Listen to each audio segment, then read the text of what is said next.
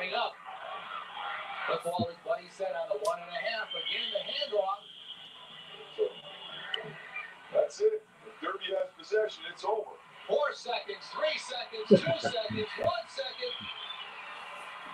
That's it. That's it. The Derby Red Raiders have sprung the upset. Our final score, Derby 7, Ansonia 6. We'll be right back. You know, that never gets old, folks, you know, even 36 years later. A great moment in the history of Derby football, and we have an all-star cast today to talk about it. It's a very special tribute to these guys. It's called 7 to 6, a day that'll never be forgotten. And we're joined by, like I said, a cast of characters. We have John Tilki, Danny Shea, Tom Fauci, John Bogart, Tom Abel, Mike Jadach, and of course the head coach of that team, Charlie Dicenso. And guys, I want to thank you for coming on today. It's going to be great. Thank you. Thanks, Mike. Thanks, Mike. Thank you. So, Tom, I'll start with you first. Talk to me about when you were. I'm going to Foss. I'll refer to you as Foss. Tom will be Tom. So, all right, Tom. Let me start with you. Sure. You're a sophomore on the '83 team, and you know it was a 5-5 year, but you guys came into Nolan Field as sophomores, and almost that group of kids almost pulled off an upset. I think you guys lost 19-13. So just talk a little bit about that when you were a sophomore. What was that experience like, and did it just make you guys even hungrier to come back the next year? Well, so the Ansonia Derby game, right, could be intimidating, right, as a young player. So coming into that game, I didn't even know if I was going to play. So I got the opportunity to play a few plays, and that game was unbelievable. And one thing I remember about that game is we were in the huddle, and John, what was his name? Dorsch? No, not Dorsch. It was he had brothers. Dean. John Dean. John Dean was a receiver, a little guy. He was a good receiver, right? And he was in the huddle, and we were like right there, ready to win the game. And he was like, "Come on, guys, we have an opportunity to be unbelievable here, right? Win this game." And you know, I'm a young player, and I'm like nervous as heck and everything. So it was a very unbelievable experience. And I think for me, you know, it prepared me for my junior and senior year. But it was a disappointing loss, obviously, but didn't you have a good catch in that game? I did have a catch. I think it was a curl like on the 10-yard line from Dorsch that throws it 90 miles an hour. But I still see him to this day. I'm like, you know, why do you have to throw so hard? He thinks he's Marino. But, 150 miles an hour at your ankles, right? Exactly. So it did prepare, I think, myself definitely for the seasons going forward. Right. And then just the actual Ansonia, that game, you know, the tradition there is unbelievable, right? There's nothing like it, I don't think. Right.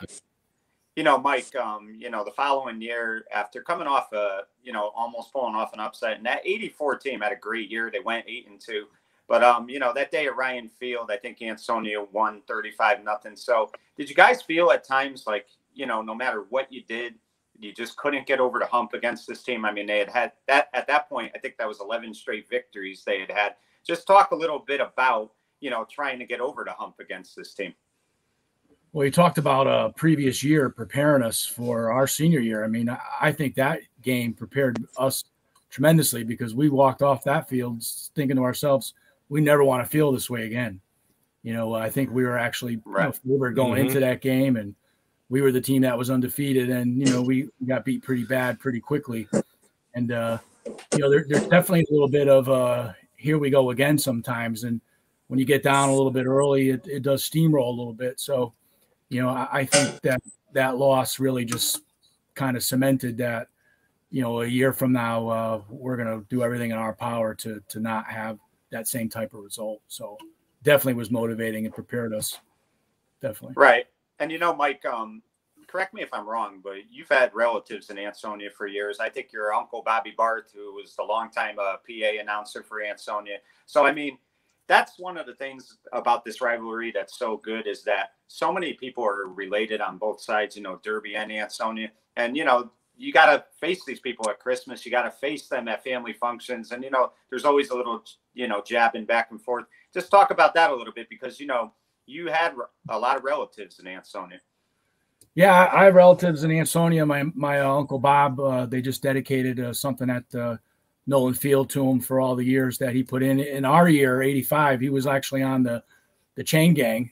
And then he took over the PA. And I remember talking to him before the game, and he said it might be as close to rooting for Derby as he'll ever get, having his nephew on the field. And, you know, my cousin Buster was certainly had a good legacy for the Jadach family name throughout the year. So, you know, and it was my turn to make my mark. You know, I definitely took that to heart, knowing that I had some legacy to carry. Right. So, Dan, let me ask you this. You know, going into senior year, obviously, you know the team's going to be a good team. There's no question about that. But I'm sure, like, you know, you want to win a championship, you want to have a good season. But I'm sure in the back of all your minds going into senior year, when you're having captains practice that summer, is we've got to beat Ansonia. Am I correct? That was the number one goal? For me, it was. Yeah. I mean, just, you know, talking about the history, you know, so ironically, my mom went to Ansonia High School and my aunt went to Derby High School, but then they ended up moving and she lived in Ansonia and obviously we lived in Derby. And every year for 10 years, she would just stick it to me every single year relentlessly. Mm-hmm. So that was part of the fuel to my fire too, is I was tired of listening to that. And then, but yeah, coming into that season, you know, that was, I think that was the first goal. I mean, the goal is always to win the Hoosie, but that game is just, it's so special. And if you're lucky enough to walk off the field with a victory, it's obviously, here we are 36 years later, we're still talking about it. But, you know, that's how much it means. Right. Charlie, let me ask you this. You know, these guys, obviously, they had to go, you know, 3 years without a victory against Ansonia. But you had success against Ansonia as a player. Then you had some success as an assistant. But you went through that drought with those coaches, you know, the 11-game losing streak, the 2 playoff losses. How tough was it, those, you know, 10 years going through all that? Oh, you know, it was difficult. Like the guy said, our goal was always to win the Hoosie, but there was always the Ansonia game. It's a season unto itself. The year, you know, we had the string going. They hadn't beaten us for 9 years, whatever. And then they came down to Derby and they beat us. I can't remember if it was 22-21 or 22-20, whatever it was, on a very good play. You know, they had a goal line play down under the scoreboard, and they hit a pass to beat us, and that started their role for as the guy said, for 10 years. And it's difficult because, you know, I mean, well, first of all, from my perspective, you know, John D, myself, we played on Kasdan. We had to see Dell, we had to see Hunter, we had to see those guys because we all played together. So that Kasdan crew was a combination of Derby and Ansonia, you know. So and as the guy said, you know, all of the relatives in the valley, there was always something special about the Ansonia game. As much as Shelton was a rival to us, I always got the feeling for the kids, the Ansonia game was the game. You know, and this particular game was even more so because we had been on the short end for a long time, you know, and I think the guys were just we kind of knew during the week that this was going to be a great because they were focused all week long. And the Thursday before the game, you know, pass defense was right on. I mean, Frank did a great job, you know, preparing everything for the kids and stuff, but everything in practice went well. And we really felt, you know, the coaching staff, we felt confident going into this game. We knew it was going to be a tough game, don't get me wrong. And we knew Ansonia had some great players, but we felt our kids were ready. Right.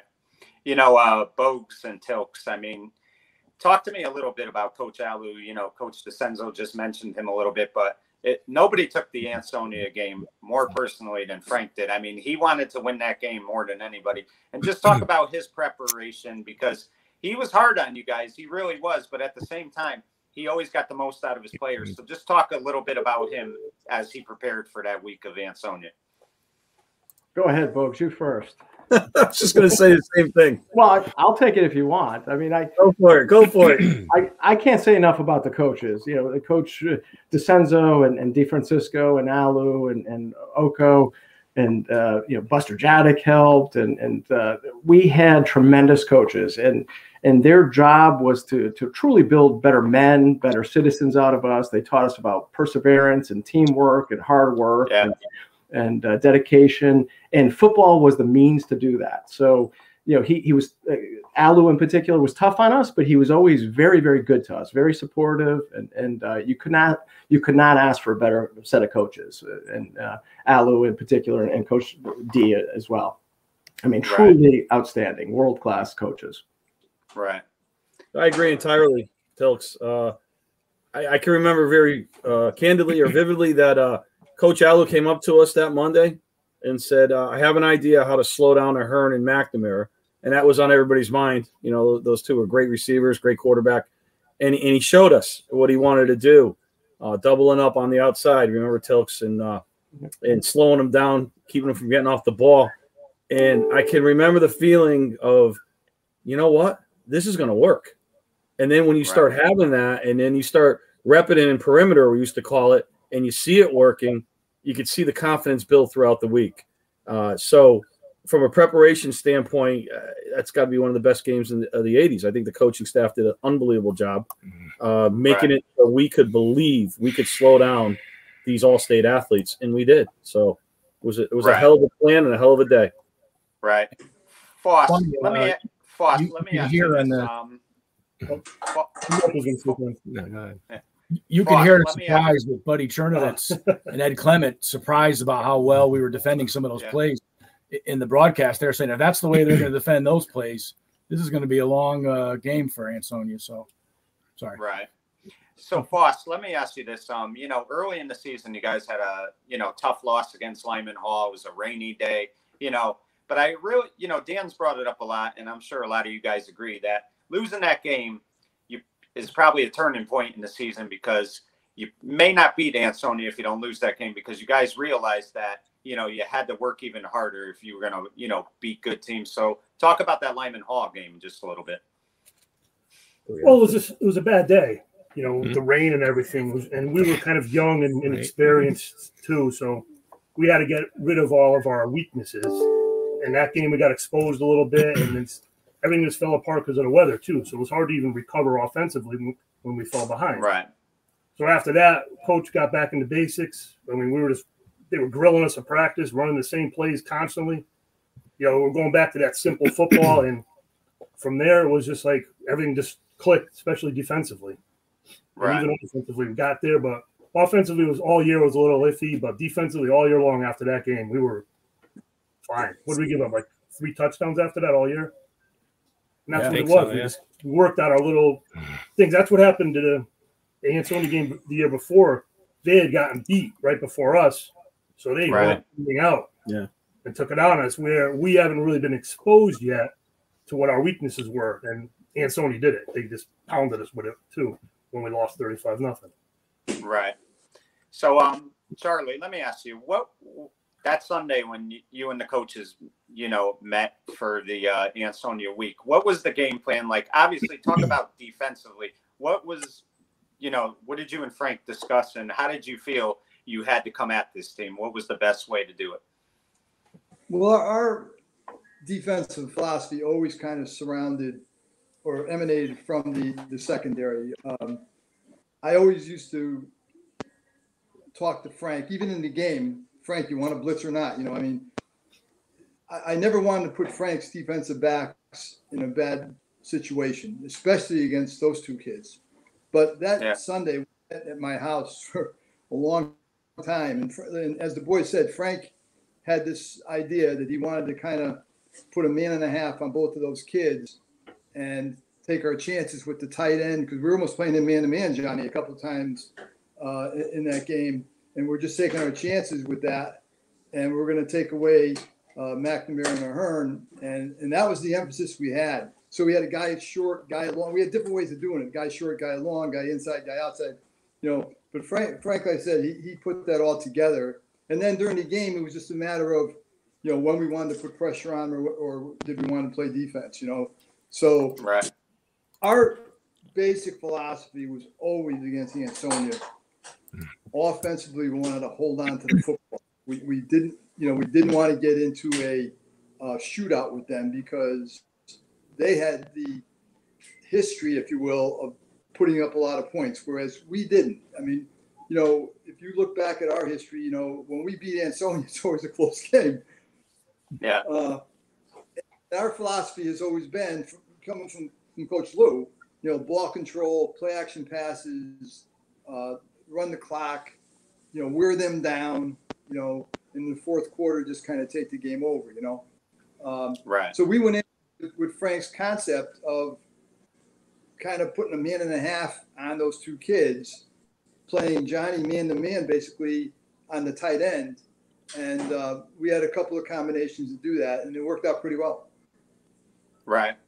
Tom, let me ask you this. I mean, you guys played this Ansonia team at a time where, like, Ansonia football was a dynasty. It really was. I think they had won 4 straight Class S championships. And, you know, you're seeing them all the time in, you know, the papers, Ansonia this, Ansonia that. They're ranked #1 in the state. I mean, did that give you a little edge in that game? I mean, were you guys angry at times too? Because, you know, they're kind of stealing the pages all the time. Yeah, I don't think we were angry. I think we were confident, right? I think we went into that game thinking we were going to win. We weren't going to lose that game, right? So you see those guys around town all the time. And back then it was kind of strange because we were more friendly with the Shelton kids than we were with the Ansonia. It was like Ansonia kids we didn't really want to associate with. Shelton, we kind of like wasn't too bad. I think it kind of flipped after a few years, but no, we were confident. I think going into that game, we felt we were going to win. You know, the funny thing was, I don't want to forget this because I do want to mention it, and it kind of goes back to what Coach was saying a little bit earlier about preparation, and he thought that we had a great practice week before leading up to the game. But I remember the morning of the game was the first time that we played music in the locker room. I don't know if you guys remember, right? Yep. And Coach wasn't for that, right?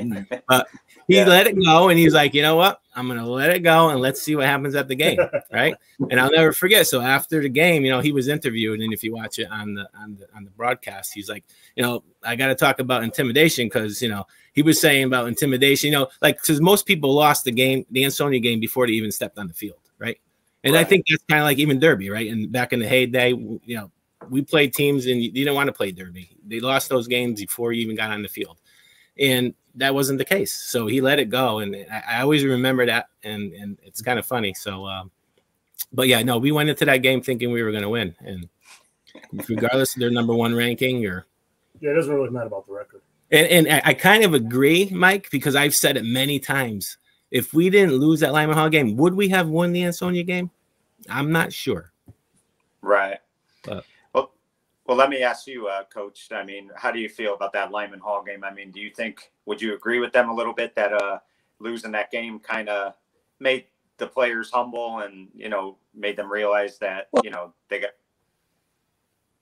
You know, again, when you have a loss like that, and that was, as the guy said, that was a very exceptional day. I mean, we had to stay in the locker room at halftime for about 45 minutes to an hour. I can't remember how long, but there was thunder and lightning, there was all kinds of stuff.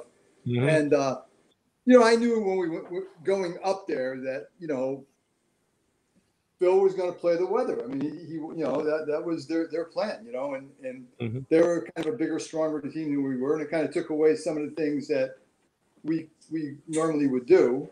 Yeah.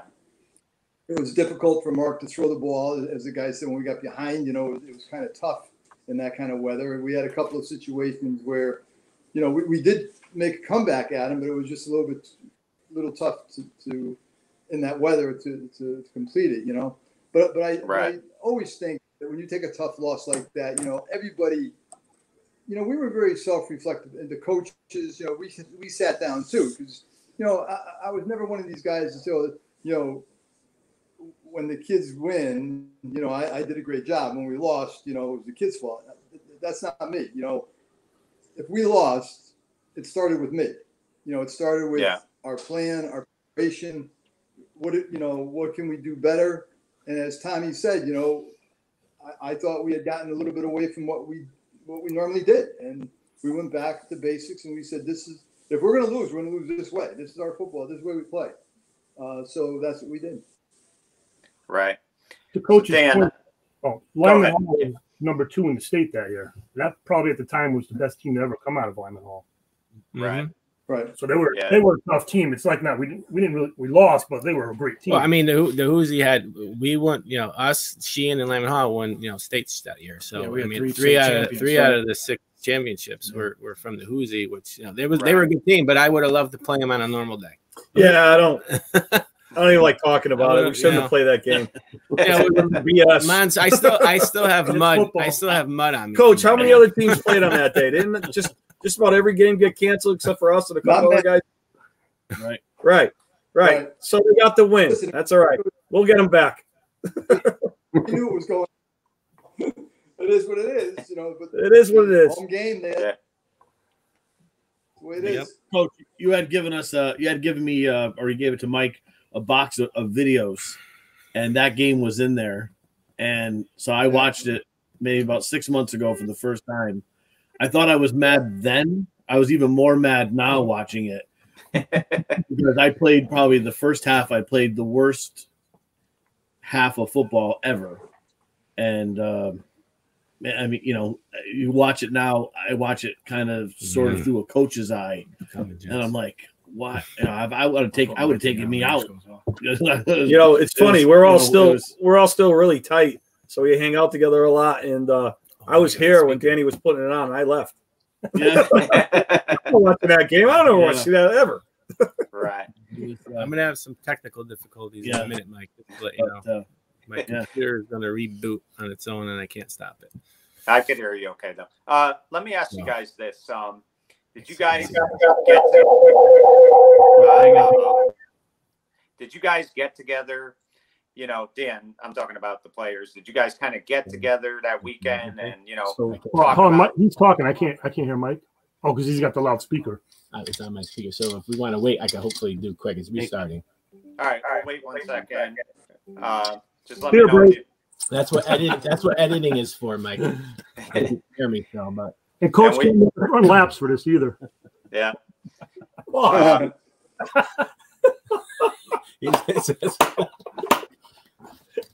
I hope he can edit this. Hey, we are who we are.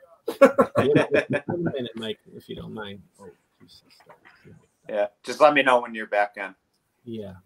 Tilks, we need you here. Guys, while Tom is waiting a little bit, though, I do have a guest that's on right now. And if anybody could tell how you guys played on defense that day, he certainly could, because he took a beating back there. But he was gracious enough to come on, and that's the quarterback for this Ansonia team, Jeff Coppola. And I'm going to put him on right now. And Jeff, welcome to the show, bud. Thank you for coming on. All right, where'd he go? Is he there? He was there. Let me see what happened to him. Let me try again. Who said that? Wow. Let me see. Where is he? I just had him on. Let me try one more time. Jeff, welcome to the show. Glad you could come on. Can you hear me, Mike? Yeah, I can hear you good. So, Jeff, we were just kind of touching about this game, but Jeff, talk a little bit about that game because, me and you talked earlier today, and you talked about how, the way the defense played, and you took a pounding back there. Just talk about that game a little bit. And, I mean, were you kind of surprised how their defense came at you guys? Not kind of surprised. Well, first of all, I'm glad to see Bogart's here because I made his career that day. Well, I made him famous. So I don't know what he did in the other 3.5 years that he was at Derby, but that one game made him famous. So that you thank me for that, Bogarts. You got it. Yeah. No, I wasn't surprised. It's Derby. It's Valley guys, and it's Valley football. They, along with Ansonia, the best coaching staffs in the state, and Coach Dicenso had a nice plan. They knew about sprint right, sprint left, defensive ends. Jadach did a great job not letting us get the ends. They came into the with their blitzing in the middle. So we had a hard time. I was sore. I just got better. Probably about last year, I started feeling a little bit better after that game. But I got beat up pretty good that game. Right. So Jeff, let me ask you this though. You know how big that rivalry is and stuff. I mean, you were on both sides of it. You won a couple times against Derby, and then of course you lost. How tough is it when you lose a game like that? I mean, did it carry with you for a few years? I mean, talk about that a little bit. Well, since I talked to you this afternoon, I had to do some city work with signing up, and I can tell you, I'm 54 years old now, and this happened in 1985. You still feel it. You really do. But you know, these are, although it was a rivalry and we were, say, enemies, you know, that day, you know, these are a good bunch of guys that I see around the valley. I run into, you know, the Shea and Fauci and Seymour, and I see Abel, and I watch their kids play. And Bogart's the only one that gives me a hard time. Every time I used to see him, he reminds me just I think he picked me off 8 times that day. I don't know how many times, but he's the one that really sticks it to me. And so I try to avoid him when I see him.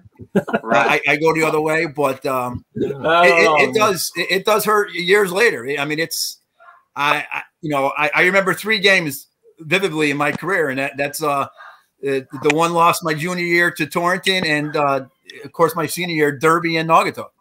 I mean, that's, you know, the wins come, but you remember the losses even more. Right. And let me ask you, Jeff, when you connected to Hearn, you know, and he ran it, you know, had that big run for the touchdown. Yes.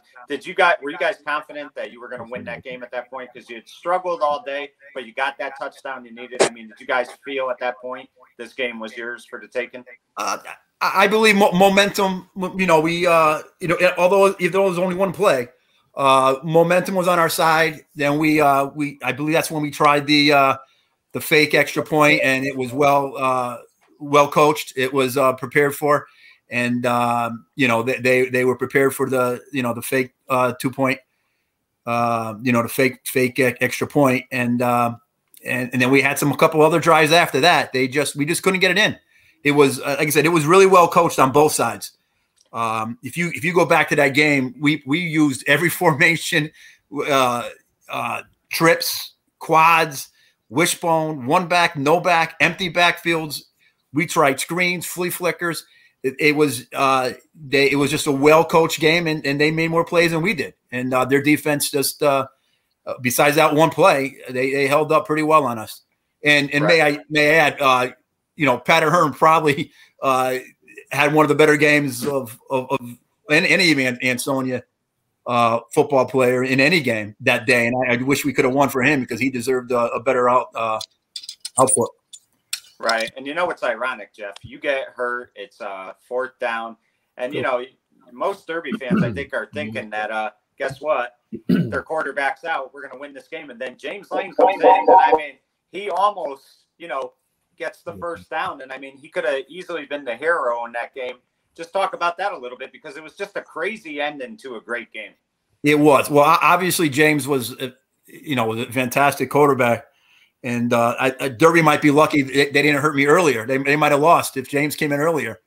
But I was talking to you about that this afternoon. But no, James was obviously very capable of coming in as a sophomore and playing.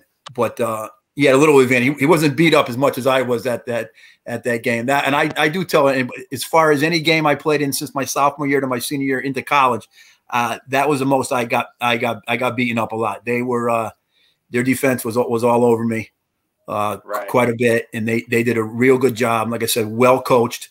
That was one I would like to forget about, but I can't. But you got to take the losses with with all the wins that we've had. So. Right. Well, Jeff, I thank you for coming on for a few minutes just to talk about that. I just, thought it'd be really cool because, you've talked about that game over the years. And I mean, nobody's, given that team more credit than you have. You've always said that on that day, they had your number. So thank you. For No, one thing about, and I'm sure Coach can tell you, it's you can't teach in intensity, and you have to match intensity, and they came with it that day. That they were ready, and it's has nothing to do with coaching. If you're not ready, it'll show you as far as intensity and wanting it more. We had the bullseye on our back, and they came at it, and they took it to us. That's the whole story there. They just took it to us. They hate to use a cliche, but they wanted it more than we did that day, and they deserved it that day. Hey, Jeff, this is Tom. Real quick, just like you said before, how Bogart gives it to you all the time. I just want to let you know that I've been hanging out with Eddie Caruso for, the greater part of the last 20 years. Yeah, and I never brought the game up until literally like a couple years ago. So, yeah, no, you gotta be careful. You can get away. Eddie's a little bit more. He'll get excited a little bit, but yeah, no, you guys are always. Besides, like I said, Bogart's the only one. And I see you. Oh, wait a minute. It's Lewis that brings it up. I don't. Who brings it up? Lewis. He's the one with the pump. Yeah. Well, you tell Lewis. I don't remember Lewis back then, so I don't. I know it's him and Orchano on the backfield, but don't tell him that because he don't need to know. Orchano, we know was way better than him. But this is going to be live. Right? I just remembered the pound that I took. That's all. I'm going to have to edit that out now. You just said that. I'm going to have to. No, throw it in. Jimmy and I are good friends. Jimmy will have a fit. But hey, Jeff, one thing, a little testament to Jeff is that one touchdown. We had a timeout because of an injury, and you guys were in the pro eye, and you had a Hearn on the backside, and we were doubled up on him. You broke the eye. I went into a pro regular, so I had Robo in the flats. And you were able to pick up its one-on-one and make the pass. And that's the way it was. Every play on defense against you, I take my hat off. You didn't miss a trick because we slipped on that play and broke formation, and you hit it for a 70-yard touchdown. Bogues, it's not we. I slipped. I was just trying to make it close. Yeah, it was a great 3-yard pass, that 3-yard square out that Pat turned up, and I'll take the credit for you get the 75-yard touchdown pass. But I tell you what, that was a heck of a battle between offense and defensive coaches, and Coach Dell did everything possible. We just didn't come through for him, but he tried every formation and every trick play. So it was you put that fault on us players for not executing, but it wasn't from a lack of coaching or trying, because Coach Dell tried everything. It's just you guys had all the answers and we just couldn't execute it. And real quick, Mike, just to let you know, so you might not know, but I actually grew up in Ansonia. I moved to Derby when I was in the middle of third grade, and I started their full season of school in fourth grade. But I was friends with Terry McNamara and Pat Ahern. They were in my class, obviously, and so it was kind of strange that came full circle when we played against them in such a big game. Imagine their team with you on it. So yeah, Orch and I lived in Ansonia until fourth grade too. So yeah, well, see what we could have had if it wasn't for you guys moving. we've been rooting for you. What the heck? Well, Jeff, I thank you for coming on. I really do appreciate it, and thank you. When we talked this afternoon, you were very open about coming on. You had no problem with it, so thank you. Not at all. That says a lot about you. Thanks, bud. No, not at all. Thanks, guys. Bye, guys. Take care. Good to see you. We'll see you soon. Bye. Bye. Take care. See you, bud. Take care. All right, so guys, let me ask you this: that night before that game, Dan, I'll start with you because I used to talk to your mother back in the day, and she said like that night before that game, you were just like a nervous wreck. You just were thinking about it all night. I mean, did any of you sleep before that game the night before? Talk about that a little bit. Yeah, it's funny because that would be crazy. If you ever watch Rocky 2, yeah, the night before that big fight, you see both Rocky laying in bed and Apollo just kind of pacing around, and that's kind of how I felt. Like, we're going in for the big one, and there was a lot of pressure on us, and it was a tough night to go to sleep. Right. Foss, let me ask you, we talked one time a couple of years ago, and you said yourself that, you weren't necessarily nervous. You were just anxious. You really wanted to get out there. But you felt like if you didn't beat that team your senior year, you felt like your career, even if you had a great career, you would never feel like it was, a complete career. That victory had to happen, correct? Oh yeah, 100%. That was the whole season. To me, it was like we got the Class S against the MAC. I didn't really care too much about. I did care about. It was really about just beating Ansonia. You know, that's what you play for. For me, that was my game. Whether it was baseball too, you just wanted to go out there and do your best and beat them. Yeah, Coach, your goal was to win the Hoosie, but we're telling you kind of tonight, that wasn't our number one goal. The Hoosie, like I said. Like you said, it was a side. It was a season in itself. That game. It is. I disagree though, because I wanted to win the Hoosie. We never won the Hoosie in our high school careers, and all we had to do was beat Shelton. And on paper, we should have blown them out, right? Right. And it goes to show you that game again. That Shelton game is in itself a whole season. They were 5-5, shouldn't even have been on the same field with us, but we lost that game and we didn't win the Hoosie. So for me, Foss talks about, when it beat Ansonia. Absolutely. That was very important to me as well. But I wanted to win the Hoosie because we never won it when I was in high school, and I wanted to win it my senior year. And we came a little short. It was tough. Well, it was just that we won something. No, absolutely. But I mean, I wanted a Hoosie championship. Come on, Jids. Personally. Jids, pick us up. We're hitting a little lull here. Pick us up, Jids. Well, Shelton was certainly a game in itself because of Thanksgiving. You have that whole backdrop with your family and the preparation and all the pomp and circumstance that kind of goes into that game.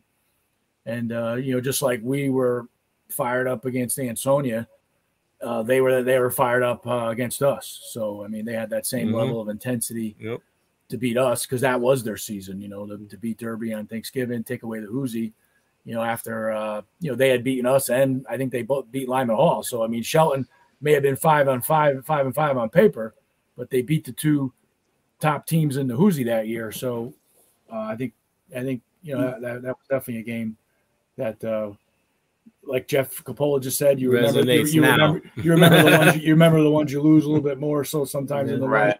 We dominated them so bad. The yeah, they had one play that they broke for a long play, and other than that, right. Like there like three other plays that even got like positive yardage. I think the problem was putting me in the backfield, Coach, but I don't know.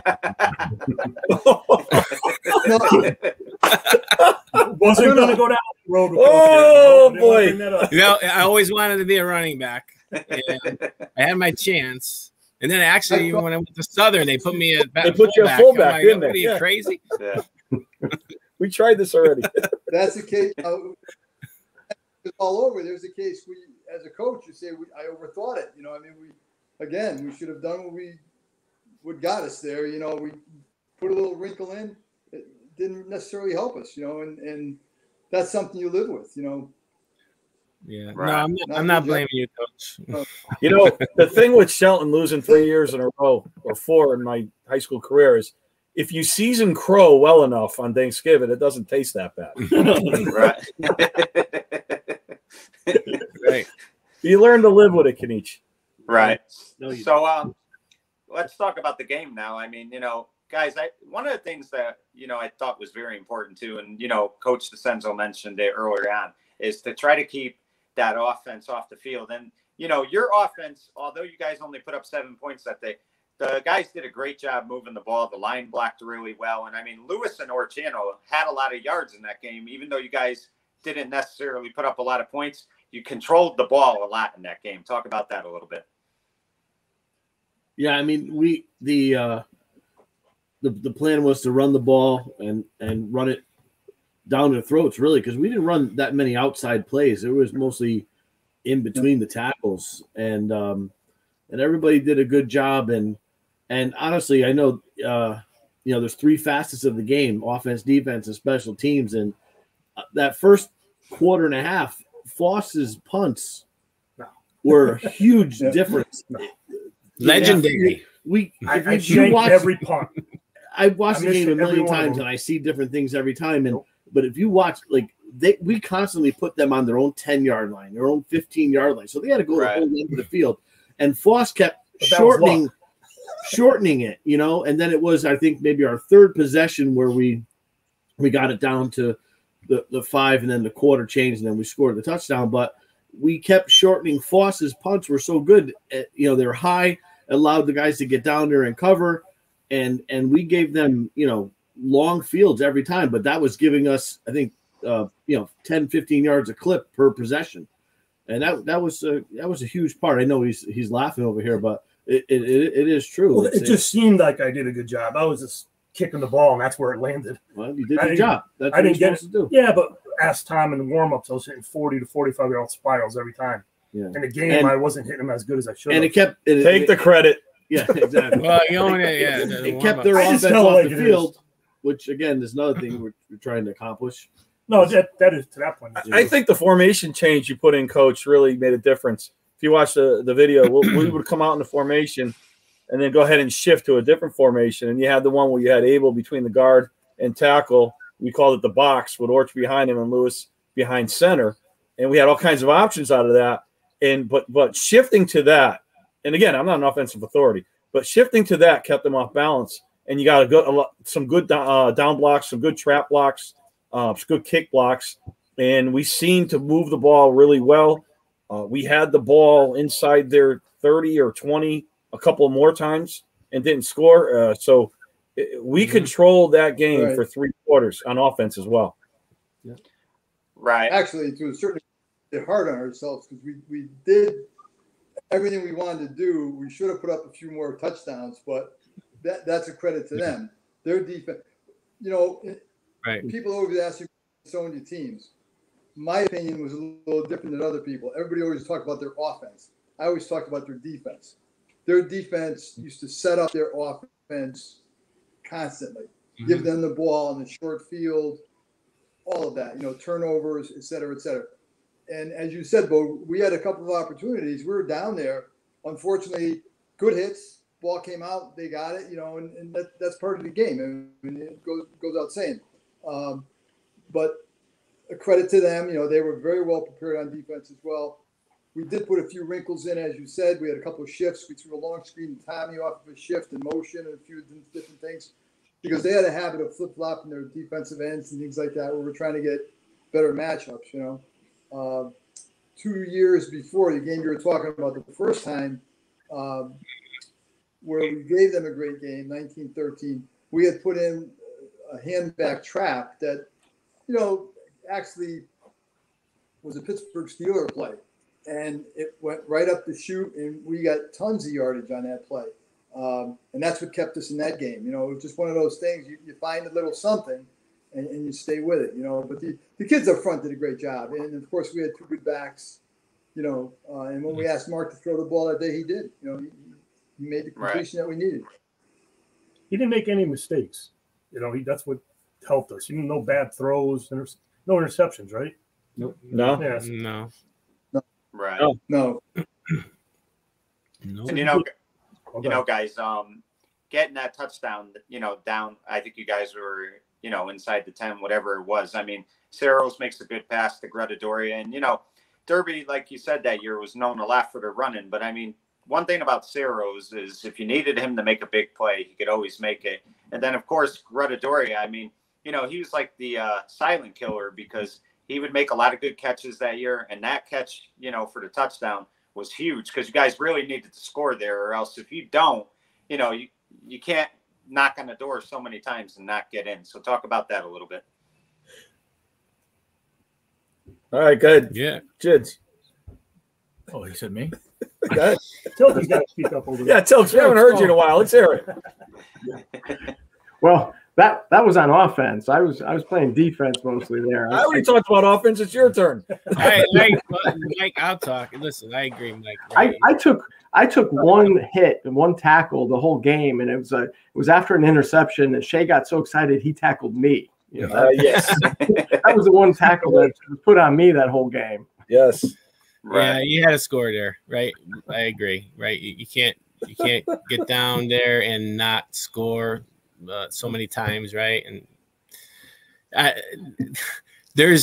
shouldn't even bring this up, but there's discrepancy about who Mark was throwing the ball to, right? Did you ever hear that? Right? Yeah. And Mark would say, "Yeah, I was throwing it to Mark, right? I was throwing it to Gret. He was throwing a I don't care who he was throwing it to; it was a touchdown." But right. we have to score there, and we did. So they stopped us on first and second down pretty heavily, and when we tried to run the ball. So, it took a little bit of guts to throw on third down there because we hadn't thrown the ball in a while. So, but first and second down, they really stuffed us. So, I mean, it was a good coaching play to run a pass there. I think it might have caught him off guard a little bit. So I see Albert and Eric Jeselitis somewhat often. Oh, yeah. And, boy, they hit. Eric coming up as a were. linebacker, he hit. And you're right, Jids. When it got down there, they were tough. They really dug their heels in. They were a tough defense. Right. And you know what I think is also, key point in that game as well is in all the years that Ansonia had that winning streak, I could be wrong, but I don't know if Derby had the lead much in any of those games. I mean, maybe they might have had the lead in the, I think it was the 1980 or 81 game. But other than that, Derby had never had a lead against that team. And for the first time in a long time, you guys had that lead. That had to give you a lot of confidence as well.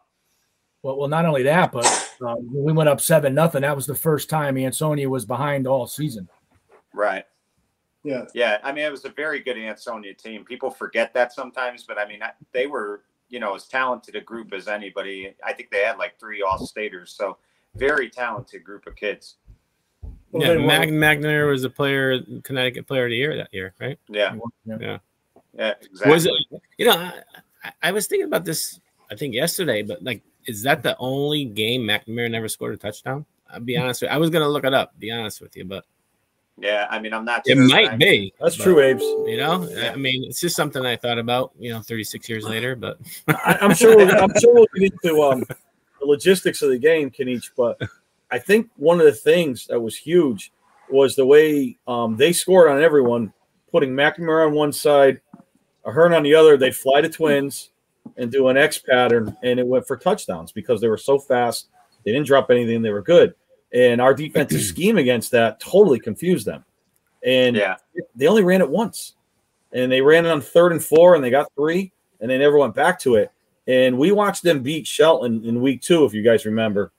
In Shelton, they beat them 52-7, and they must have run that for a touchdown 5 times. Wow. Yeah. And they ran it once, we stopped it. And it when I think of the things, guys, throughout the day that changed momentum, that's clearly one of them, was that we took away their bread and butter play.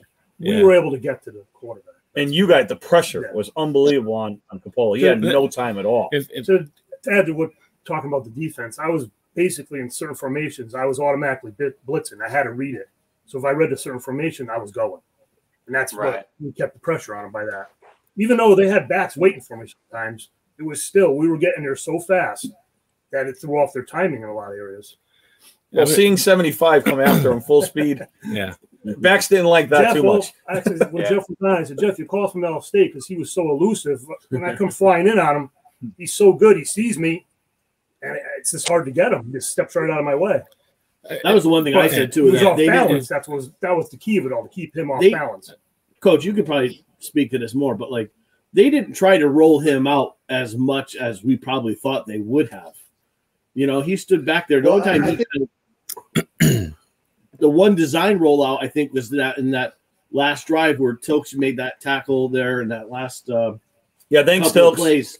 But like they didn't run very many design rollouts, if any. The only time he broke the pocket is when Jids was chasing him down or Jeff. Well, we did contain him a little. We did contain him, but Mike and Jeff did such a great job of cutting off their sprint, and then he had to kind of pull up inside. That's when Fauci came in, But that was one of the things that we said we could not allow them to do. We couldn't allow him to run outside and just throw that 12-yard out that they wanted to throw all the time, or that X pattern that you were just talking about, folks. But that was his game. I mean, he really wanted to be outside on the perimeter, throwing that ball from there. But our, Mike and Jeff really did a great job. If you watch the film again, of cutting that off, and then he had to step up inside. There was one time Mike almost got a safety. I think he had a kid by had him in the end zone. Like Fauci said, he was elusive. So I would have had that safety. That would have been. Jids had him by the fingers. Yeah, I literally had him by his hand. Right, they're in his left pocket. Yeah.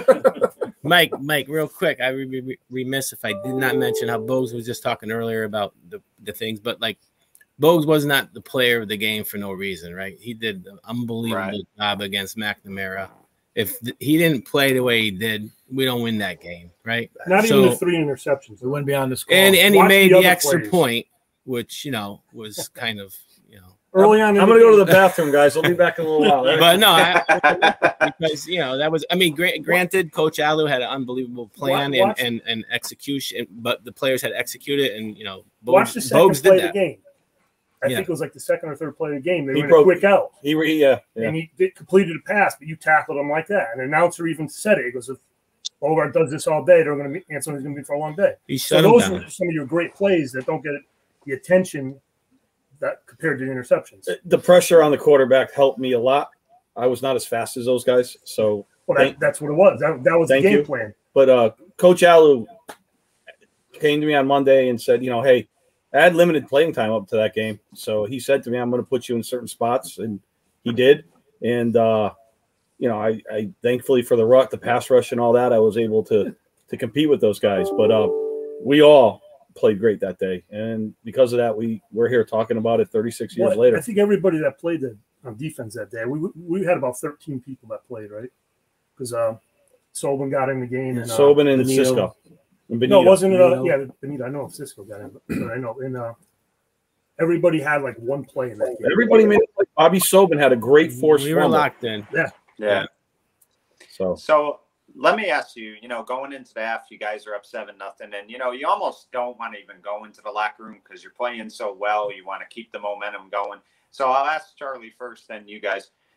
Did you feel like, Coach, you had to do a lot of adjusting at half, or was the mindset, let's keep it the way it is, let's not try to do too much?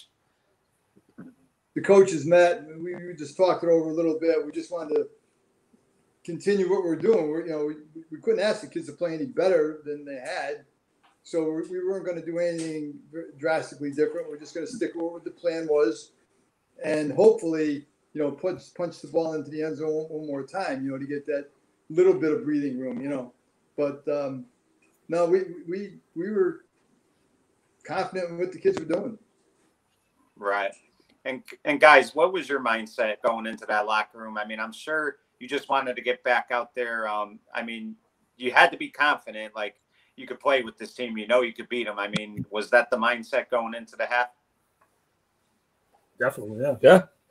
Yeah, we were winning the game, and we were just going to continue doing what we were doing. And like I said earlier, we thought we were going to win. Well, the good thing is, like Abe said, we did have confidence going into the game, but when you're at halftime and you're beating them, just that confidence gets validated. So it becomes real confidence. So we knew that if we kept doing what we were doing, plus we felt we should have been ahead by more than 7-0. So I think that definitely helped the mindset. We came confident going in, and then when you're ahead and you're doing the game plan that you thought was going to work is actually working.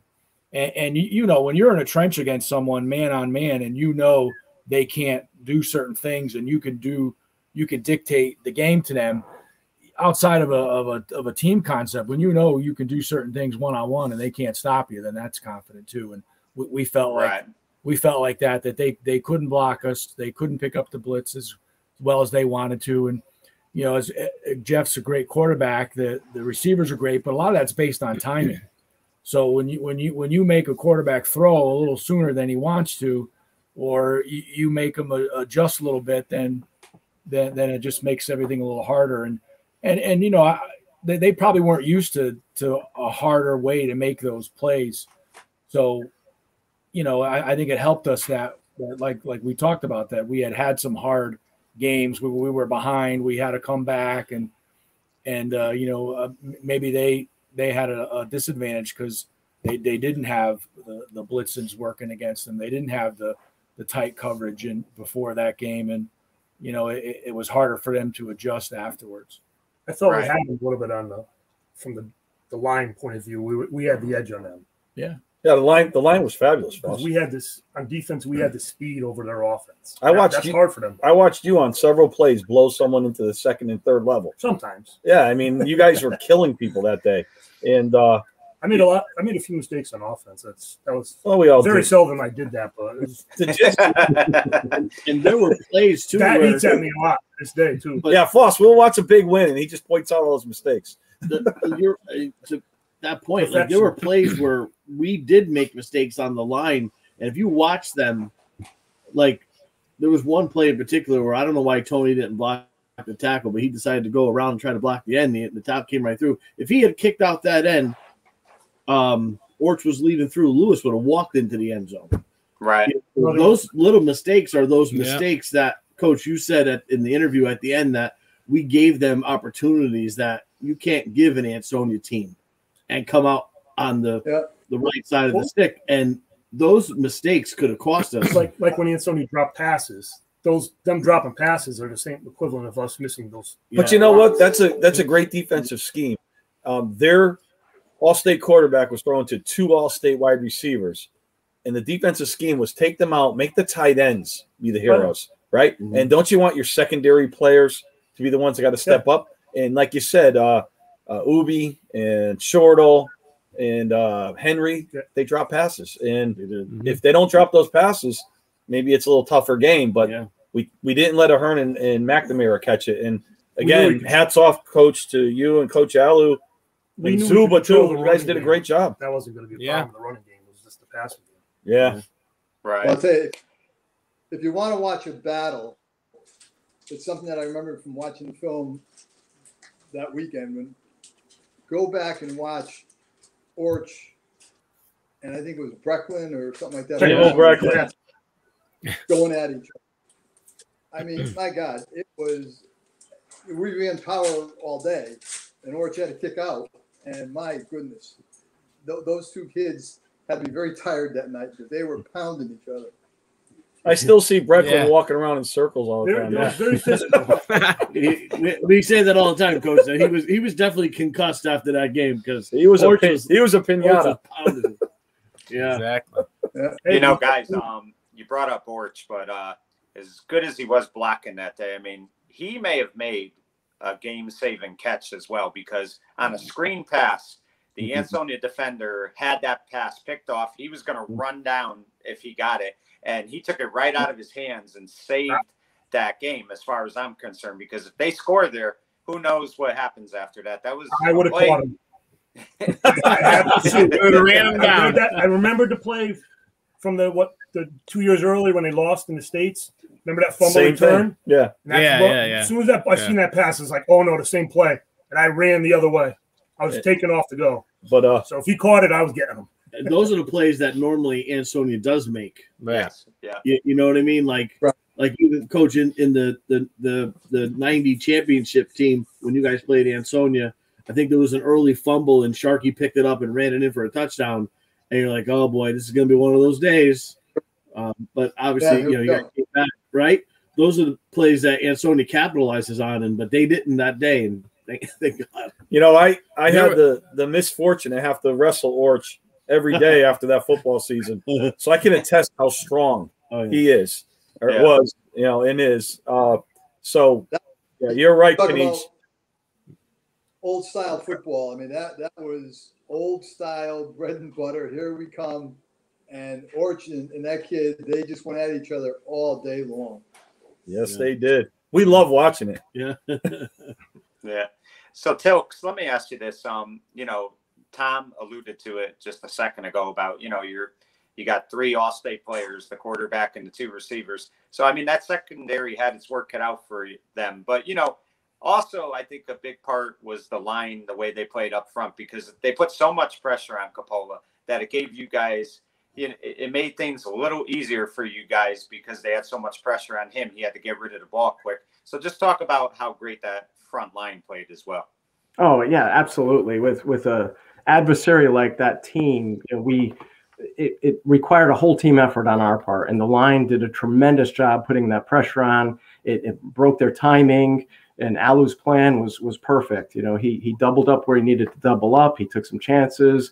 Bogues had a tremendous game. I mean, obviously, he really stepped up. I have to say, it's the most emotionally intense game I've ever played in my life. That game, and you were talking about the halftime. I think some of us needed to calm down at the halftime because we were so riled up to prepare for the second half. It was so intense. But yeah, I think everyone stepped up. It was everyone had a job to do, and the coaches did a phenomenal job letting us know what that job was. We had confidence in them because they were such great coaches, and everyone stepped up, did their job, and that's how we pulled it off. But any failure on any component of that machine, and it wouldn't have been the same outcome. That line really had to do their job to put pressure to break that timing so that the secondary could do their job. Right. So let's talk about that fourth quarter. The play to a Hearn, the Derby defender fell down, and he ran it all the way in for a touchdown. Talk about, was there any panic on your parts when he scored that touchdown? Because now they've finally gotten in the end zone. And I mean, the party you guys are playing, so maybe you're not thinking about it as much, but the fans are definitely thinking, here we go again. They're going to beat us again. They're going to do it to us again. Was there any panic when he scored that touchdown? Actually, I said something, if you guys remember. You talk about adjustments, coach, and I didn't really say anything. But when they were in a pro eye, we were doubled up on a Hearn on the backside. When they broke the eye and went pro regular, I was pulled off and I had him in the flat. I was in the walkaway, we used to call it, right? So they had ISO 1-on-1, and I mentioned that to Jeff.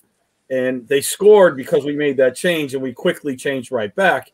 But I remember clearly going down and saying that was a mistake. They're not good. The next time they get the ball, we're going to shut them down. And captains like Abe's and Foss and Shea all said, that's it. That's it. We made our one mistake of the game. It's over. And luckily for us, we bent a little bit, but we didn't break. And right.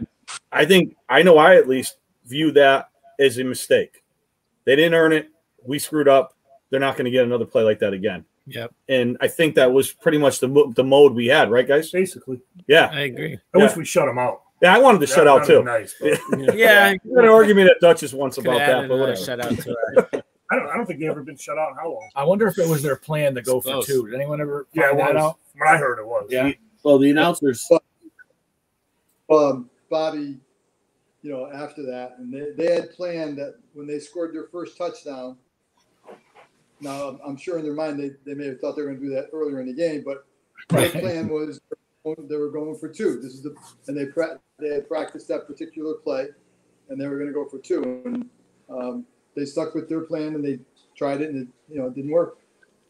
That's interesting, Coach, because that brings up a good point. You coaches of Derby and Coach Ansonia, you guys talk after the game and discuss it, or no? I mean, Bobby and Dell and Hunter, like I said, we all knew each other for years. Yeah. So, with the exception of the 3 hours on the field, we're very close, like you guys were with some of the Ansonia players. So Bobby had no problem. I might have been at the JV game the next Monday or whatever it was that we were talking, and he said that was their plan, that they were gonna go for two on that particular. Matter of fact, I think even on the cable game, they mentioned that he had said that to them as well. Yeah. Sometimes you always wonder what the other team is thinking, like how they want to block us or pass against us, Like, were they preparing for me to blitz a lot or something, You want to know because like every time I come in, I had somebody waiting for me. And it's like other teams you get right in, not against Ansonia. I mean, we had you on some automatic blitzes. Yeah. Just for that was a little something different that we had not done before. And that was pretty well because, like I said, if you didn't get to him, you rushed them and made the throw. It was to throw him off balance. Right. It's funny because we're meeting the Ansonia players down at McDonald's for a friendly brawl, and the coaches are talking, at the JV game, at the game about what they were planning on doing at the game. But it was all good fun at that time. I hope my kid doesn't do this shit. So let me ask you guys, let's talk about that final series that Ansonia has the ball because it was a crazy series. And, John, there's a play you make that, again, you talk about these unsung heroes. There were heroes everywhere in that game that day. But, I mean, you made a heck of a game-saving tackle. Talk about, that play a little bit because, some of those plays don't always get mentioned. But they're all part of the puzzle when you get right down to it. Yeah, well, I remember wanting to hit hard, but more importantly, I didn't want to miss. So I played it a little safe and just made sure I got the tackle. Despite wanting to make a lick on him, I actually played it safe and just made sure I got the tackle. I was not going to let him in no matter what. Right. That should be a training video of how to play the sweep. Mirror drill. That is my favorite play of the entire game. Tilks, you're a very humble guy. You always have been, but unbelievable play. We don't win without that play. It was unbelievable. Thank you. Like I said, it was the most intense game of my life, and so my instinct was to hit as hard as I could, but I could not miss, and so backed up. Sure. Most people would have come up strong and missed Coppola. You broke down, and he actually stumbled, so you had the easy tackle. I mean, it's just textbook. It was. Thank you. Right. Thank you very much. Use like a trigonometry figure on or something. Right. Tokes calculated the odds, and he won. Yeah, he was always a little smarter than the rest of us. So you could each give me your take on this. I'll start with you, Charlie, because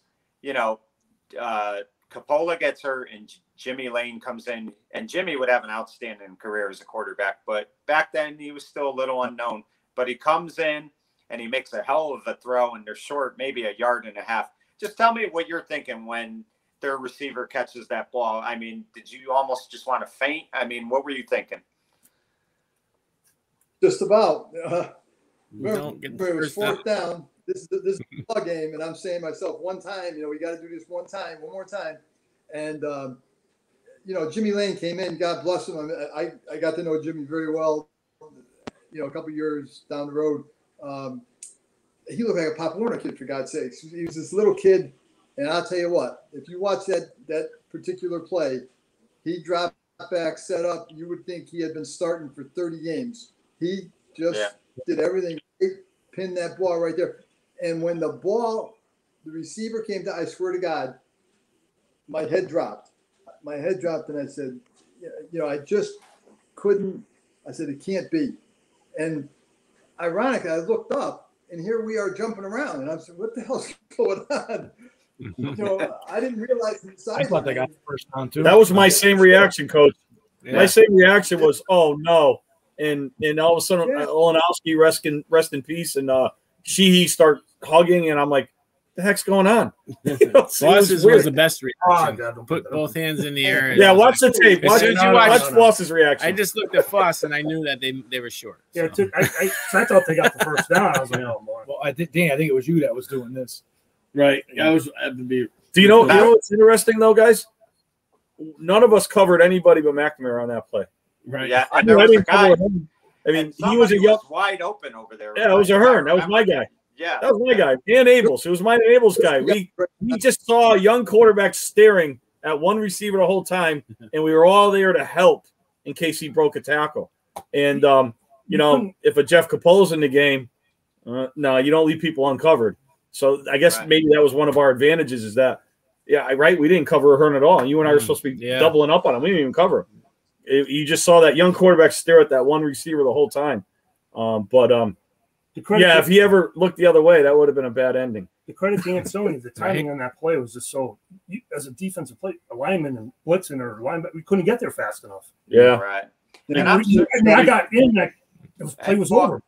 And Foss, I'm sure you and Dan both never even saw the catch because you guys are rushing the quarterback. So I'm sure you didn't even see the whole play develop. Am I correct? No, I didn't, because I was coming in. I got picked up by the back, and next thing you know, I hear a crowd go wild, and I was like, "Oh no!" Then I see us jumping around like we stopped, and then I figured out what happened. Right. I think I had my I saw this. Moment. Toyota moment. I saw this recently when I watched the video because we're doing this thing. You try to watch the video, remember everything. So we're getting old. But I know Hearn didn't even run a pattern, and it's probably the other thing on the other side. They took 3 steps and looked to the right and just watched. So I get the feeling you got a young quarterback. They said, we got a Hearn coming up the zipper, in the ball, and we're thankful for that. That if Jeff's in on that last play, it would have been a lot harder, for sure. They Lane actually came in earlier in the quarter to throw a trick play That too. trick play, yeah. And my job on that play was to my right, but we knew the play. So I went to the left because I knew where he was going to be. And he, a running back kind of was waiting there for me. I got around him, and I got to James just to distract him. But to Ansonia's credit, like I kind of was on the kid. He didn't break his poise or nothing. At least on that play, kind of didn't work, but he came back after that and still threw that pass. I give that kid a lot of credit. So I was right there. I was trying to intimidate him, and he, a couple plays later, he throws that picture perfect pass. Right. That's how good the Ansonia is. And you just can't never let your guard down against them. Yeah. To Foss's point, Tilks, you said emotionally drained. That's like 5 track meets in a row trying to chase those guys, and knowing you make one slip up and it's a touchdown, right? And we thought we were in shape and all that stuff, but I was shot after that game. I was so tired. Yeah. It's something. It's not only the physical ability to run with those guys, but knowing that at any moment you can give up a touchdown and ruin the whole game. You still went out that night, though. We went out that night. We were good, coach. We were good. The milk and cookies were delicious. Yeah. It was ginger. It was ginger beer. We had a party also. I'm sure you had a good night too. That's right. Well, Coach, we were just talking about that you were around 38 years old then. So you were a young guy then. So I'm sure you had a few that night too. I think it was Charlie and Leon's, right, Coach? If I'm not mistaken, yeah. That's one of them. Yeah. Were we for the next week? What? Say it again. Broke up a little bit. You cut up. Were we playing Seymour the next week? Yes. Yeah. Mm-hmm. Well, the coaches were over at my house. About 11:30, 12 o'clock, they're going to leave. And I'm sitting there with a pad in my hand, and Mrs. Dicenso said, "Would you please put that down?" Yeah. Play this one. Right? For at least one night, right? Coach, I was with Stocks a few hours ago at practice. Yeah, I coached with him, and he was talking about that first week. The game came up, and we were talking about that first drive, and he said, "Yeah, we had the ball like 8 minutes," and I said, "I know you ran 14 plays." He goes, "How do you know how many plays?" I go, "Because we had to do 14 100-yard sprints because of your 14-play drive." I think it was 18. Yep. So it's funny how after all these years. Yeah, after all these years, we still remember all these things. And we burst the bubble in one play. Yeah, Orch went 98 yards on him, right? Right. Yeah. So let me ask you guys this. Now, Ansonia's out of timeouts. Basically, you have to take a knee 3 times and this game's over. Do you start to sense it in the huddle? Do you realize, what, we're finally going to beat this team? I mean, or did you not even realize it till that final snap? I still have nightmares to this day, Kanich, that we get backed up for a safety. I don't watch Kanich. I don't watch the end of the game because I'm afraid of the version where we blow it. I literally can't. I think we're gonna get tackled in the end zone for a safety and we lose 8-7. But yeah, what I remember about that is it must have been the last play, right? Coach comes out, Coach Dicenso, and not that I want to out Danny, but Danny was very emotional, and we're like, we're all like crazy because, oh my God, we're about to beat Ansonia, whatever. Not that it was going to be like the biggest thing ever, but and Coach Dicenso was like, "Shut up!" He's like yelling at him. Shut up! I don't know if you remember. Danny was losing it, but we got to understand her, and we're on the 1-inch line, and I'm like. And then you hear Buddy Chernovitz, "Why is Mark Searles taking so long?" I was like, I could see him getting tackled in the end zone, but obviously it worked out. But I remember that like it was yesterday. Yeah. It's crazy. What was the Searles call? Didn't he say in the huddle beating Ansonia on 3 or something? Last play again. Yeah. He said, "All right, let's go beat Ansonia on 2." You talk about Orch's great hits. Searles couldn't breathe for a little while because Orch smashed him forward. They were pushing Searles back, and Orch leveled him in the back and made him fall forward enough so we could win the game. And Searles couldn't really breathe that good after that game for a little while, but that's another one of Orch's good hits. Well, as he took over, I grabbed the official next to us just to make sure. I said, if we take a knee twice, this game is over, right? And he's looking at me like very strange. He says, well, yeah. I said, I just want to hear it from you because we're going to do that. I want to make sure that the strike runs. And ironically, though, I'm going to tell you the truth. I don't think it was Mark's fault on that, why is Cyril's taking so long to snap. There was a little confusion from us to him. We were trying to tell him to read the official because the official puts their hand up with about 5 minutes to go. 5 seconds. Yeah. Yep. And we were trying to tell him, wait till the official puts his hand up. And I think, the conversation just got a little confusing, and we took the penalty, which Tommy said put us on about the line. And now, they're going to come up the middle and try to push us back into the end zone. But of course, it worked out well, but it was a little too close for comfort. I know. What a fitting ending, though, right? Right. Too close for comfort, but can you get any closer? A little. So the difference. Yeah. So describe the feeling. I mean, all of you, because Coach, it was your first victory against Ansonia as head coach. Guys, I don't even think you saw Derby ever beat Ansonia because you guys were maybe 5 years old the last time they won. So, just talk about what the feeling was like for all of you. Well, the thing I think is cool even when you watch the video now is obviously we were elated. It's one of the best sports moments you could have. But just to see the joy of our classmates, the cheerleaders screaming and jumping, when they did the shot to the crowd, and as excited as all they were, seeing the coaches hug. You realize that you're playing for your classmates, but you're playing for a city. You're playing for everybody else too. So just to see everybody celebrate on the field after that, you always see when someone storms the field and all that, and how great that is. And if you really watch that tape and you watch everybody on the field after the game and screaming and yelling and cheering, there's a good 200 people that are just as excited as us who were in that. Probably a lot more. Yeah. Right. Well, on the bus ride home, we went by one of those a biker bar in downtown Derby. So somehow one of them seen the bus with us on it, and they all came out and applauded us. It was a great feeling. And Coach, we didn't stop there. We kept going. It was a town back then. It was a big, their Valley football is huge, right? Everybody in the town was into it, right? It's All the Right Moves. You ever see that movie, right? Everybody wants to, it's high school football, right? That's how it was back then. Well, not just into it, but supported too. We had tremendous support from the community with the Sparrows, and the whole community was behind us the whole way, and really got into these games. 12,000 people at these games. That's unprecedented for high school football. There's such community support. So you're right. There was a play. I think it was the tight end was coming out, and it looked like he was going to catch it. And as it was in his hands, I heard a huge roar from one side. And then we hit him, and the ball popped out, and you hear a huge roar from the other side.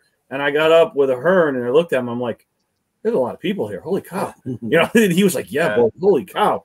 Yeah. But, my comment to the emotions, I was exhausted at the end, and I was less emotional than I thought I would be because I really wanted it so bad and all that. And I think I was in shock maybe a little bit, and I really didn't know how to react or what to do. But as the time went on, it started sinking in, and it really hit me that Sunday night. We didn't have the tech back then, that exists now.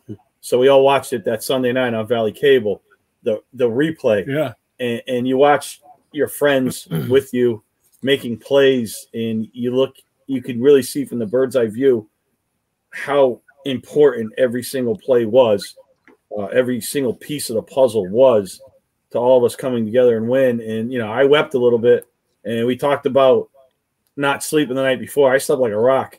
But I didn't sleep that Sunday night after watching it. And here we are 36 years later talking about it. And, I can't say enough about sitting here with these guys after all these years. And by the way, we're all together. We're all in the same room. And you know, and enjoying this memory. So my emotions came slowly, Kanich. Right. You know, Coach, I'll start with you. The game itself was a great win, and you know, a lot of emotion there, and it was your first victory against Ansonia. But what did it mean to not only win that game, but also the state title game with these group of guys that you coached? Because they were your first group. You got them as sophomores. You know, you watched them mature and just see what they did when all was said and done, and you know, win a championship. What did it mean to you that season with these guys? Listen,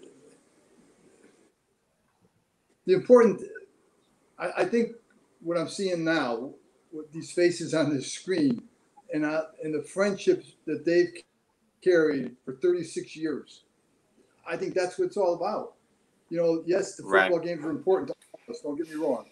But Frank and myself and John Oko and D, you know, we're and I'm not trying to be corny here or anything, but we were trying to do more than just win football games.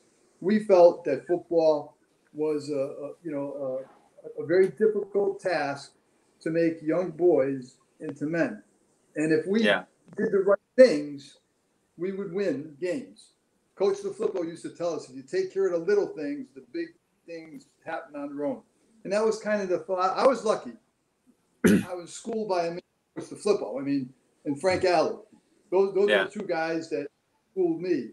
And, you know, to be able to work with kids like this and see them as men now and what successful and good men they are, I mean, that you can't ask for anything more than that. I mean, you know, we're going to lose a game here and there, you know, and at the time it's devastating.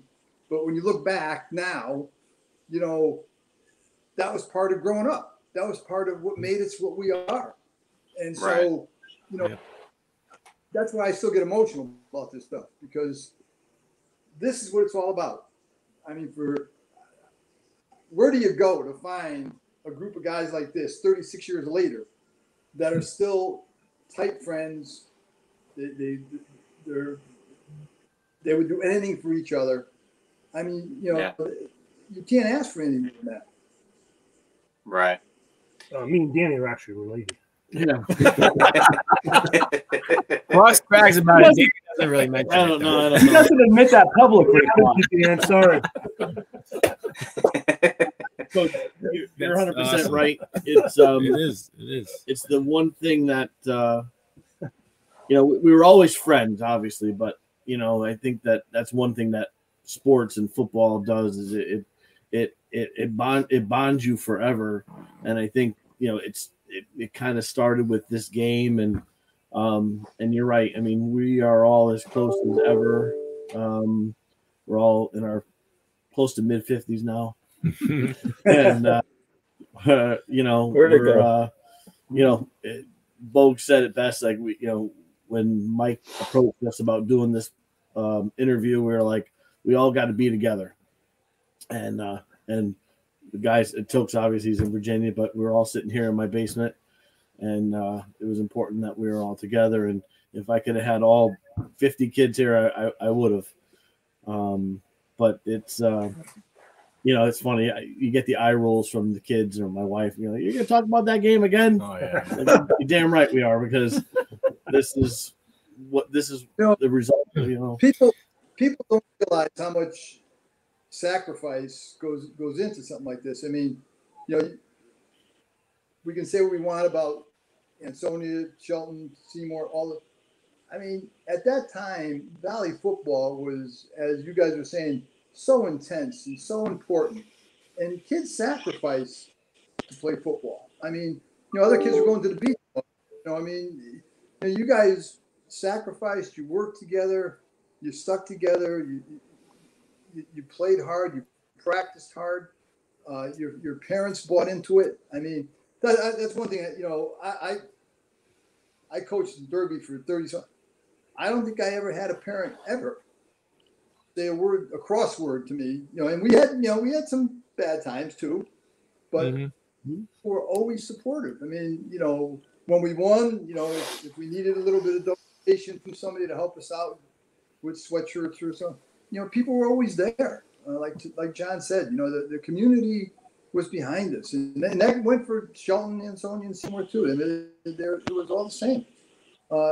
I think we're very fortunate to be in that era, to have been involved in that era, because as you know what's going on now, and it's tough, it's difficult, and even now, I go to that now because now, I mean, back then we had, think about the newspapers, we had Evening Sentinel, we had the Valley Cable Game of the Week, we were on TV, it was front page in the newspapers.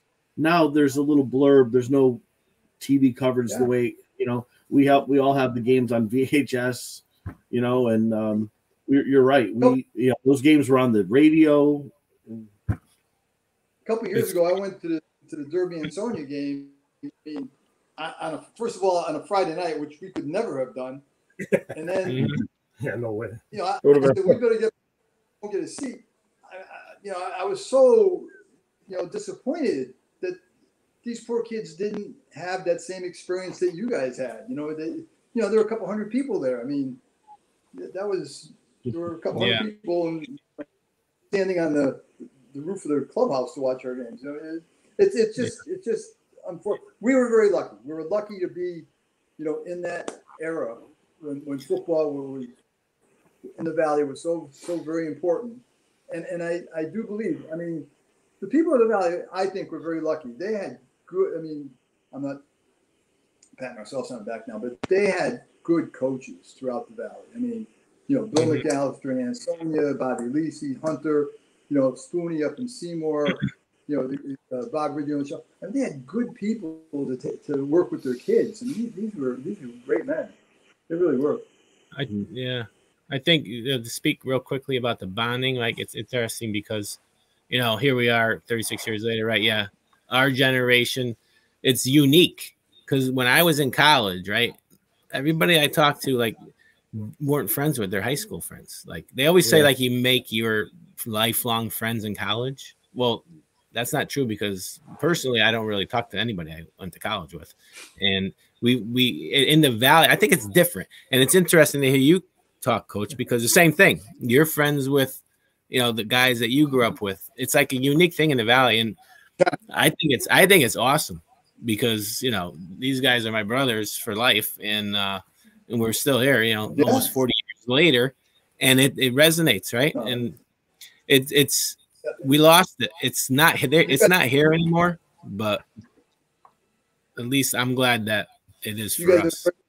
You have a very thing, guys. You got to protect it. It really is. It's amazing. It really is. To be this tight for all those years. Yeah. Right. Well, guys, I mean, this was a lot of fun.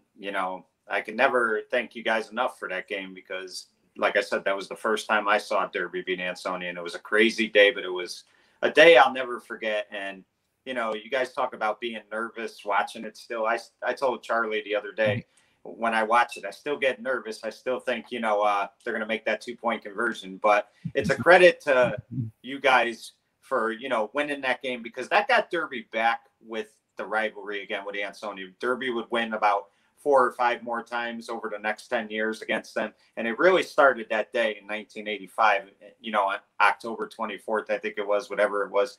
And that's a credit to you guys because Derby really needed that victory against Ansonia to really, so people could say Derby's back. And you guys did a great job. And thank you for such a great season, but more importantly, that great game that we'll never forget. Yeah, it was something. Thanks for allowing us to chat about it so many years lawer.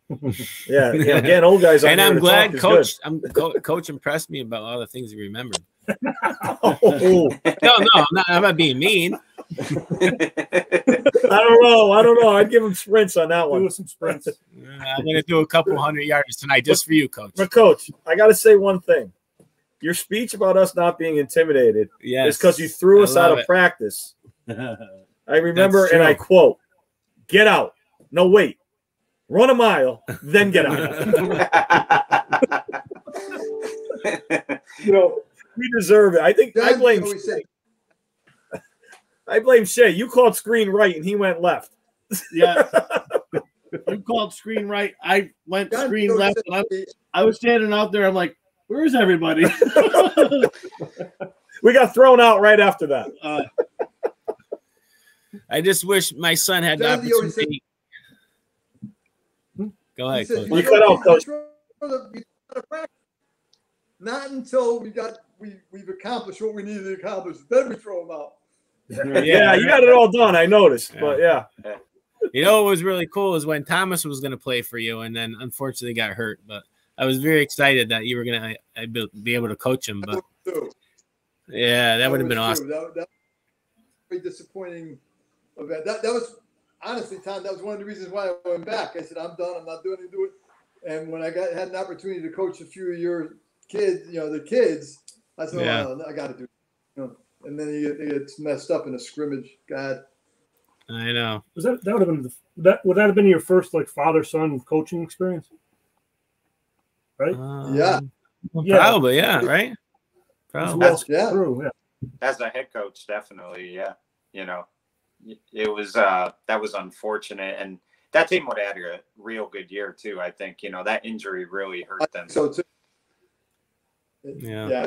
I mean, they didn't have a whole lot of depth, but losing Tommy was big. Yeah. Guys, thank you again. And any final words from any of you, feel free right now, just to talk about, the season or, any advice you give to the kids today. But any final words, go right ahead. The floor is yours.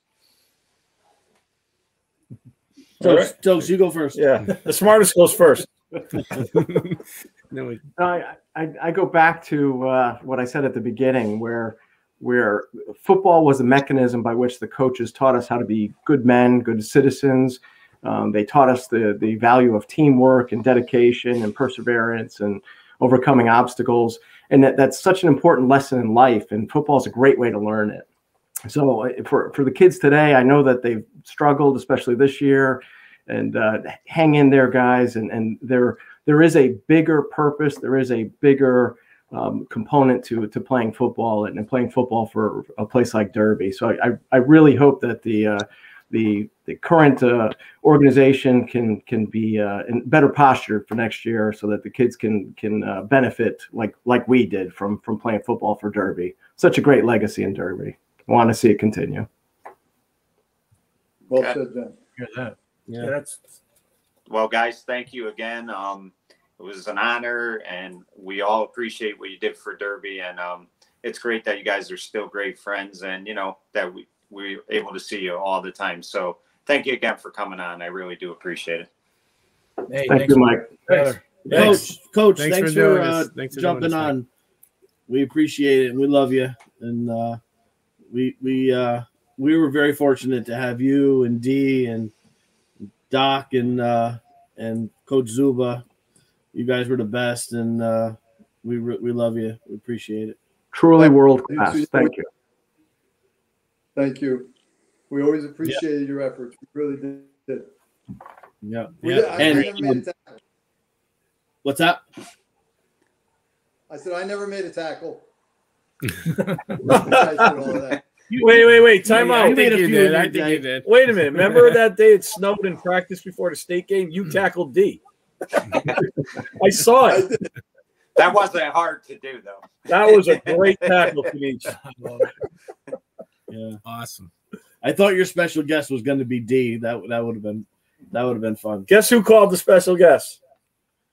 Who's that? Told these guys. Bogue said it was going to be Coppola, and I said no way. Yeah, but he lives right around. I'm glad you had him on, because he was a great player, and Yeah, he has a lot of respect for, like I said, you guys and stuff like that. And, at the end of the day, I mean, it's just kids playing a game, but, these guys are good people deep down, and that's the most important thing. He's a great guy, and he was an unbelievable quarterback. Yeah. Very, very good. Yeah. Well, guys, thank you again. I appreciate it. And, congratulations on, wow. I mean, in my opinion, we were celebrating 35 years. We missed a year because of COVID, but congratulations on, 36 years later, and people still talk about this game and this team. So great job, guys. All right, thanks, buddy. Thanks again, Mike. Keep them talking, Appreciate Canich. You as well, guys. Thank you. See you soon, guys. Take care. See you, Coach. See you, Tilks. Bye-bye. Take Bye, care, Johnny. Coach. See ya. See you guys. And that was 7-6, a day that will never be forgotten. You know, this team was very special. That game against Ansonia was very special. I've said it many times. I had never seen Derby beat Ansonia. My mother was an Ansonia graduate, and she hated Derby, and she made me sit on the Ansonia side with her.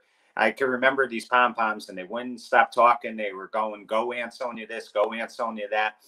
And that's, you know, I was a little kid, so I really didn't know what was going on too much. But what I remember the most was I knew Derby was going to win when I saw this girl crying, and it wasn't tears of joy. And I was like, I couldn't even believe it, because I never thought I'd see the day that Derby would win.